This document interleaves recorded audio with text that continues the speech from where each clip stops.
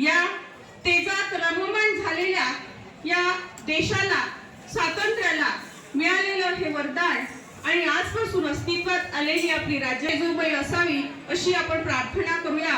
परत एकदा सर्व मान्यवरांचे टाळ्या वाजवून आपण हार्दिक स्वागत करूया। स्वागतम स्वागतम सुस्वागतम। धन्यवाद मॅडम।